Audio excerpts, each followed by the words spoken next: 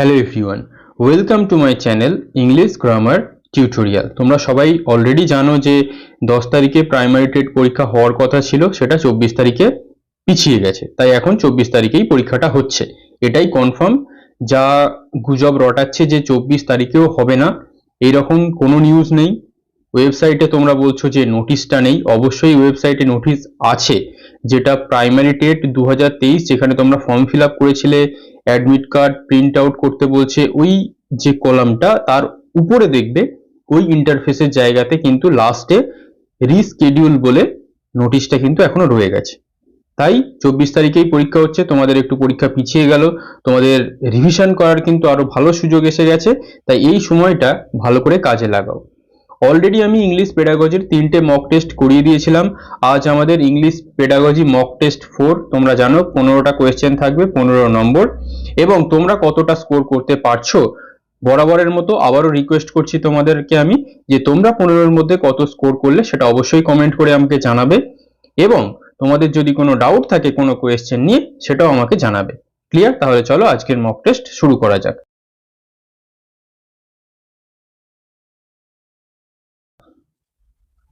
প্রথম কোয়েশ্চেন কি বলছে আজকে, in which grammar concept building is emphasised. Emphasised মানে কি? কোনো কিছুকে জোর দেওয়া, মানে কোন গ্রামারেতে কনসেপ্ট বিল্ডিং অর্থাৎ তোমার যে কনসেপ্টটা ভালো করে তৈরি হচ্ছে কিনা সেটাই জোর দেওয়া হয়। Formal grammar, functional grammar, both আর কি নান। আমি তোমাদের শিখিয়েছিলাম ফর্মাল গ্রামার আর ফাংশনাল গ্রামার, এটা হচ্ছে গ্রামারের দুটো টাইপ। আমরা ফর্মালে কি শিখেছিলাম? ফর্মালে আমরা শিখেছিলাম সেখানে কি মুখস্থ বিদ্যার উপরে জোর দেওয়া হয়, রুলগুলোকে মুখস্থ করানো হয়। আর ফাংশনাল গ্রামারে একদম তোমরা সঠিক করেছো, ফাংশনাল গ্রামারে কি শিখিয়েছিলাম আমি, যে ফাংশনাল গ্রামারে তোমাদের কনসেপ্ট বিল্ডিং অর্থাৎ তোমাদেরকে জিনিসপত্রগুলোকে যে রুলস গুলো আছে সেগুলো যাতে তোমাদের কনসেপ্ট তৈরি হয়ে যায়, ভালো করে সেগুলোকে বোঝানো হয়। ক্লিয়ার? তাহলে অবশ্যই তোমরা কি করবে, আমি যখন কোয়েশ্চেনটা তোমাদের সামনে আনবো তোমরা একবার করে পজ করে দেবে, পজ করে তোমাদের মতো করে একটা সঠিক উত্তর করার চেষ্টা করবে, তারপরে ভিডিওটাকে প্লে করে সঠিক উত্তরটা জেনে নেবে, এবং শেষে তোমরা কত স্কোর করলে এটা আমাকে কমেন্ট করে অবশ্যই জানাবে। Next, which method is based on the theory from general two specific. তাহলে এই যে মেথডগুলো রয়েছে, 4টে মেথড আমরা যে লিখেছি এখানে অপশানে, এর মধ্যে কোনটা জেনারেল থেকে স্পেসিফিক এই থিওরিতে বিশ্বাসী বা এই থিওরিটা এখানে পড়ানো হয়? তোমরা অবশ্যই জানো সেটা কি, আশা করছি তোমরা সবাই সঠিক করবে। তাহলে ডিডাকটিভ, ইনডাকটিভ, ইনসিডেন্টাল আর অল অফ দ্য অ্যাবভ। আমরা কি দেখেছিলাম? আমরা ডিডাকটিভ মেথডে দেখেছিলাম জেনারেল থেকে স্পেসিফিকে যায়, আর যদি আমরা স্পেসিফিক টু জেনারেল বলি তাহলে আমাদের কি ইন্ডাকটিভ মেথড। ক্লিয়ার? এটা আমি তোমাদের বলে দিয়েছিলাম যে এটাকে অবশ্যই তোমরা একটু মুখস্থর মতো করে রাখবে যাতে তোমাদের পরবর্তীকালে অসুবিধা না হয়। ক্লিয়ার? তাহলে এগুলো তোমরা অবশ্যই পারা উচিত। তোমাদের কাছে একটা ছোট্ট অ্যানাউন্সমেন্ট করার আছে। পিএসসি ক্লার্কশিপকে সামনে রেখে আমি একটা স্পেশাল ইংলিশ ব্যাচ লঞ্চ করতে চলেছি, সেটা হচ্ছে 21শে ডিসেম্বর থেকে ওই ব্যাচটা শুরু হবে।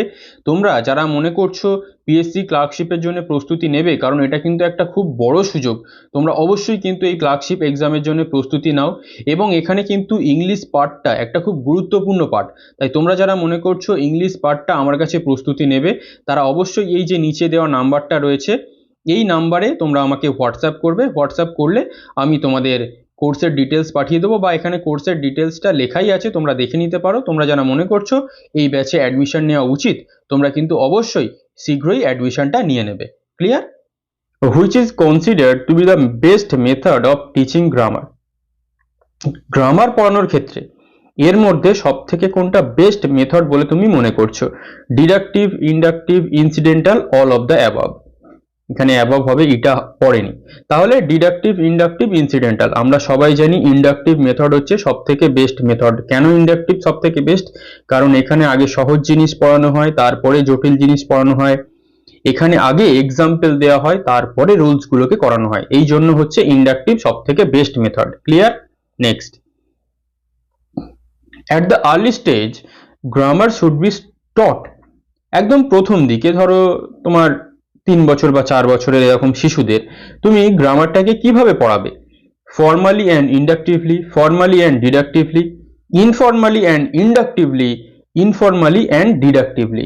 তাহলে এখানে ইন্ডাকটিভলি দুবার আছে, আমাদের চয়েস করতে হবে ফর্মালি না ইনফর্মালি। ফর্মাল মানে কি? ফর্মাল মানে স্কুলের গণ্ডির মধ্যে একটা ফিক্সড যে পড়াশোনা সেটা হচ্ছে ফর্মাল। ইনফর্মাল মানে কি? তাকে একটু মজার ছলে, খেলার ছলে, বিভিন্ন পরিবেশে পড়িয়ে দেওয়াটা। তার মানে কি? একটু পাঠ্যক্রমের বাইরে গিয়ে তাকে যদি কিছু শেখানো হয় সেটা আমরা জানি ইনফর্মাল।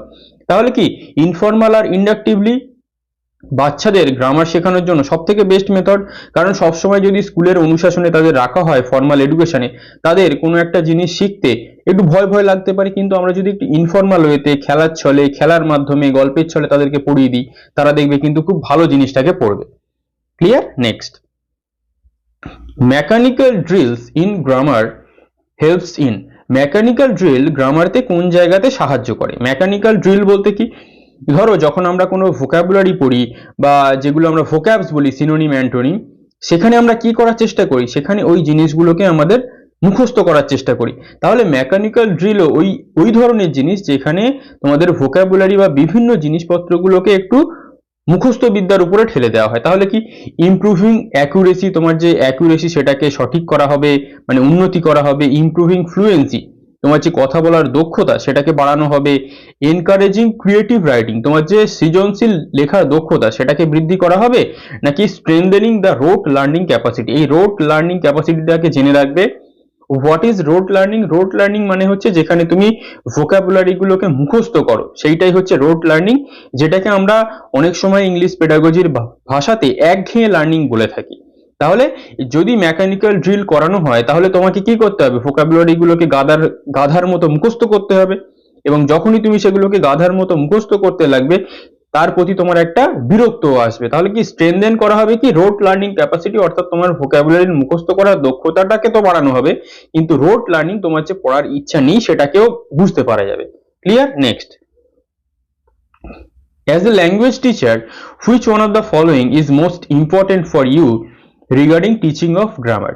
গ্রামার পড়ানোর ক্ষেত্রে একটা ল্যাঙ্গুয়েজের শিক্ষক হিসাবে এর মধ্যে কোনটা তুমি সব থেকে বেশি গুরুত্বপূর্ণ বলে মনে করছো? Avoiding grammar rules, grammar rules গুলোকে তুমি একদম এড়িয়ে যাবে। ইউজিং ফাংশনাল অ্যাপ্রোচ, তুমি ফাংশনাল অ্যাপ্রোচ গ্রহণ করবে। ইউজিং গ্রামার ট্রান্সলেশন মেথড, তুমি গ্রামার ট্রান্সলেশন মেথডকে ব্যবহার করবে। মেমোরাইজিং গ্রামার রুলস, গ্রামারের যে নিয়ম কানুনগুলো আছে সেগুলোকে মুখস্থ করবে। তাহলে আমরা কি দেখেছিলাম? ফাংশনাল গ্রামার আর ফর্মাল গ্রামার। আমরা ফাংশনাল যে গ্রামার শিখেছিলাম সেই ইউজিং ফাংশনাল অ্যাপ্রোচটা ওই একই ধরনের জিনিস। সেখানে কি যখনই আমরা কোনো গ্রামার শিখি, যদি টিচার আমাকে কনসেপ্টগুলোকে ভালো বুঝিয়ে দেয় তবেই কিন্তু সেই মেথডটা বা সেই অ্যাপ্রোচটা আমরা বেশি অ্যাপ্রিসিয়েট করি অ্যাজ এ স্টুডেন্ট হিসাবে, এবং জিনিসগুলোকে আমরা ভালো কনসেপ্ট বুঝতে পারি। তাহলে এখানেও সেইটাই মোস্ট ইম্পর্টেন্ট হিসাবে আমরা ফাংশনাল অ্যাপ্রোচ গ্রহণ করব, যেখানে আমরা অ্যাজ এ টিচার হিসাবে স্টুডেন্টদেরকে কি করব? গ্রামারের কনসেপ্টগুলোকে ভালো করে বুঝিয়ে দেবো। Clear? Next, which one of the following method is suggested for teaching grammar at primary level? তাহলে প্রাইমারি লেভেলে এর মধ্যে কোন মেথডটাকে গ্রামার পড়ানোর জন্য সাজেস্ট করা হয় বা পরামর্শ দেওয়া হয়? Deductive, text book, inductive, translation. তাহলে একটু আগেই তোমরা দেখেছো যে অ্যাট অ্যান আর্লি স্টেজ, প্রথম দিকের শিশুদের বা প্রথম যারা 3-4 বছর, 5 বছর বয়স, 6 বছর বয়স, তাদেরকে যদি তুমি ইন্ডাকটিভ ওয়েতে বা ইন্ডাকটিভ মেথডে গ্রামারটাকে পড়াও, সে ভালো বুঝতে পারে। কেন বুঝতে পারে? কারণ তুমি সহজ থেকে জটিলের দিকে যাও আর প্রথমে এক্সাম্পল দাও, তারপরে রুলস গুলোকে শেখাও। ক্লিয়ার? এই কনসেপ্ট অলরেডি আমরা শিখে এসেছি। নেক্সট, 8 কি বলছে? The practice of grammatical structures in a controlled manner can be done by. অর্থাৎ তুমি গ্রামারটাকে প্র্যাকটিস করছো, সেই প্র্যাকটিসটা কিভাবে করছো? কন্ট্রোল ভাবে, মানে তোমাকে যেটা বলে দেওয়া হয়েছে তার বাইরে তুমি বের হতে পারবে না। এটাকে কিভাবে করতে পারবে বলে তুমি মনে করছো? Correcting wrong as sentence produced by learners, learners যেটা ভুল করেছে সেটাকে তুমি সঠিক করে দিলে। গ্যাপ ফিলিং গ্রামার এক্সারসাইজেস, তুমি গ্যাপ ফিলিং এর এক্সারসাইজ বা কিছু প্র্যাকটিস সেট করতে দিলে। রাইটিং প্যারাগ্রাফস অ্যান্ড এসেস, তুমি প্যারাগ্রাফ আর এসে লিখতে দিয়েছো। Explaining the use of particular structure, particular কিছু স্ট্রাকচার রয়েছে যেগুলোকে তুমি এক্সপ্লেন করছো, ব্যাখ্যা করছো। তাহলে কি তুমি কন্ট্রোল ওয়েতে তখনই করতে পারবে যখনই তুমি গ্যাপ ফিলিং এক্সারসাইজ দেবে। অর্থাৎ তুমি একটা এখানে ফিলিং দ্য ব্ল্যাঙ্কস দিয়ে দিয়েছো এবং A B C D 4টে অপশন দিয়ে দিয়েছো। এই 4টে যখন অপশন দিয়ে দিয়েছো এবং তুমি বলে দিয়েছো যে এটাকে কোনো একটা টেন্সের মাধ্যমে করতে হবে, তাহলে এই ABCD তে তুমি চারটে টেন্সের যে কোনো একটা ফর্ম লিখে দিয়েছো এবং তাদেরকে বললে তুমি এই চারটের মধ্যে অপশনটাকে বের করো। তাহলে যখনই তুমি তাদেরকে এই গ্যাপ ফিলিং দিয়ে দিলে তারা কিন্তু আর নিজেদের মতো করে ভাবতে পারবে না, একদম তুমি তাদেরকে কন্ট্রোল বা নিয়ন্ত্রণ করে দিলে এই চারটে অপশনের মধ্যে সেটা যেন টেন্সের মধ্যে থেকে হয় সেটা তাদের বাছতে হবে। Clear? Next 9. Students of class 4 can recognize flawed usage of sentence construction when the teacher, তাহলে ক্লাস 4 এর যে স্টুডেন্টরা তারা ফ্লড মানে কি ভুল, কোনো সেন্টেন্সের গঠন সেটা যে ভুল হয়েছে তারা বুঝতে পারবে যখন টিচার কি করবে, tell them something is wrong, তাদেরকে কোনটা ভুল হয়েছে সেটা বলে দেবে কোনো কিছু ভুল হলে, gives alternatives as possible correction, তাদেরকে কিছু অল্টারনেটিভ বা বিকল্প বলে দেবে যে এইটা ভুল হতে পারে, ওইটা ভুল হতে পারে, বা ওইটা ঠিক হতে পারে, ওইটা ভুল হতে পারে, এরকম করে। Let them find the correction, তাদেরকে বলে দেবে তোমরা যেটা ভুল আছে সেটা সঠিক করো বা সঠিকটাকে খুঁজে বের করো। Focus on the certain surface errors, যেখানে এরর আছে সেটা তুমি বের করো। তাহলে তুমি কি করবে, তুমি দিয়ে দেবে gives alternative as possible correction, তুমি যখন তাকে অল্টারনেটিভ দিয়ে দেবে তার মানে কি তুমি বলবে এটা ভুল হতে পারে বা বিটা ভুল হতে পারে, তখন সে একটা আইডিয়া করে বুঝে নেবে যে কার মধ্যে ভুল আছে। ক্লিয়ার? একদমই একটা বেসিক কোয়েশ্চেন, এর জন্য ইংলিশ পেডাগজি পড়তে হবে না। Clear? Next, which is an effective way of teaching learning grammar, এর মধ্যে কোনটা গ্রামার পড়ানোর জন্য সব থেকে একটা ইফেক্টিভ ওয়ে বলে তুমি মনে করছো? Teaching the rules first followed by the examples, তুমি প্রথমে নিয়মগুলো পড়াচ্ছ এক্সাম্পলের মাধ্যমে, তাহলে তুমি আগে নিয়ম পড়াচ্ছ তারপরে এক্সাম্পল পড়াচ্ছ, তাহলে এটা একদমই হবে না। Clear? Presenting grammar form in a natural discourse, একদম প্রাকৃতিক ভাবে তুমি গ্রামারটাকে প্রেজেন্ট করলে একটা ন্যাচারাল ডিসকোর্সে, বাস্তবসম্মত কোনো একটা পরিস্থিতিতে, and then explaining how the form is made and used, এবং তুমি তাকে ব্যাখ্যা করলে কিভাবে গ্রামারের ওই যে ফর্মগুলো বা স্ট্রাকচারগুলো তৈরি হয়েছে। Presenting single sentence examples in a plenty of ways and then explaining the form, তুমি সিঙ্গেল সেন্টেন্সকে একটা উদাহরণ হিসাবে নিলে, অনেকগুলো উদাহরণ হিসাবে নিলে, প্লেন্টি অফ ওয়েজ বিভিন্নভাবে ব্যাখ্যা করলে, দেন এক্সপ্লেনিং দ্য ফর্ম তারপরে ফর্মটাকে ব্যাখ্যা করলে, একদমই নয়। তাহলে কি teaching through a typical grammar book, তুমি একটা গ্রামার বই ধরে ধরে পড়ালে, তাহলে সব থেকে ভালো কি, অবশ্যই তোমরা সঠিক করেছো, তুমি যদি একটা ন্যাচারাল ডিসকোর্সে তাকে কোনো জিনিস পড়াও সে সেই জিনিসটা সব থেকে ভালো বুঝতে পারবে, এর থেকে ভালো অপশন হতেই পারে না। Structural grammar emphasize, structural grammar বা গঠনগত গ্রামার কার দিকে এমফাসাইজ করে? Words of sentence, phrase of sentence, structure of sentence, all of the above. তাহলে স্ট্রাকচার দেখেই বুঝতে পারছি প্রত্যেকটাই আমাদের সেন্টেন্স স্ট্রাকচার হিসাবে কাজ করে, এবং অল অফ দ্য অ্যাবভ একদম একটা বেসিক কোয়েশ্চেন, সবারই পারা উচিত, একদম সহজ question. Clear? Next, a child studying in class 5 says I drinked water, it indicates that the child dash, একটা ক্লাস 5 এর শিশু সে লিখেছে আই ড্রিঙ্কড ওয়াটার, মানে কি আমি জল পান করেছিলাম, তাহলে এটা তাকে কি ইন্ডিকেট করছে? এটাকে has not learned grammar rules properly, সে গ্রামার রুলস ভালো করে শেখেনি। Should memorise the correct sentence, তার সঠিক সেন্টেন্স গুলোকে শেখা উচিত, মুখস্থ করা উচিত। Has overgenerated the rules for making past tense verb showing that his learning is taking place, তাহলে এইটা একদম সঠিক উত্তর। কেন? ব্যাখ্যা করে দিচ্ছি। ধরো আমরা যখন V2 বা পাস্ট ফর্ম দেখেছিলাম, আমরা কি দেখেছিলাম যে ভার্বের সাথে ইডি যোগ করলে সেটা পাস্ট ফর্ম হয়ে যায়। তাহলে ড্রিঙ্ক মানে কি পান করা, কিন্তু এর ফর্ম হচ্ছে ড্রিঙ্ক, ড্র্যাঙ্ক, ড্রাঙ্ক, DRU হবে, এটা DRUNK, ড্রাঙ্ক, তাহলে পাস্ট ফর্ম DRANK। কিন্তু সেই যে বাচ্চাটা সে যেহেতু পাস্ট টেন্সটা সবে শিখছে, তাকে হয়তো তার টিচার বলে দিয়েছে যে কোনো ভার্বের প্রেজেন্ট ফর্মের সাথে যদি ইডি যুক্ত করে দেওয়া হয় তাহলে সেটা পাস্ট হয়ে যায়। সে দেখো ড্রিঙ্কের সাথে ইডি যুক্ত করে দিয়েছে, তার মানে সে ভুল করলেও আমরা কি দেখবো যে সে has overgenerated the rules for making past tense verb showing that his learning is taking place, সে ওভার জেনারেটেড করে ফেলেছে, তার মানে সে নিজের মতো করে সেই রুলসটাকে সে বানিয়ে ফেলেছে, মানে ওয়ার্ডটাকে তৈরি করে ফেলেছে পাস্ট টেন্সের। এটা কি ইন্ডিকেট করছে? যে তার লার্নিংটা টেকিং প্লেস, তার সে যে শিখছে সেটা এখানে বোঝা যাচ্ছে। Clear? Next 13, natural approach of learning was developed by, তাহলে ন্যাচারাল অ্যাপ্রোচ কে ডেভেলপ করেছে? অলরেডি আমি তোমাদের এই থিওরিটা বলে দিয়েছিলাম, ক্রাসেন অ্যান্ড টেরেল, নম চমস্কি, বেরলিটজ আর হেনরি স্কোইন্স।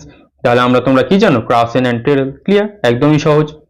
নেক্সট, ওভার লার্নিং, খুব একটা ক্রিটিক্যাল কোয়েশ্চেন। দেখো, over learning is the term use to describe, over learning মানে কি লার্নিংটা কি ঝুঁকে পড়েছে? না, ওভার লার্নিং মানে হচ্ছে তুমি অনেক বেশি পড়ে ফেলেছো, কিরকম ভাবে এটাকে আমরা ব্যাখ্যা করতে পারি?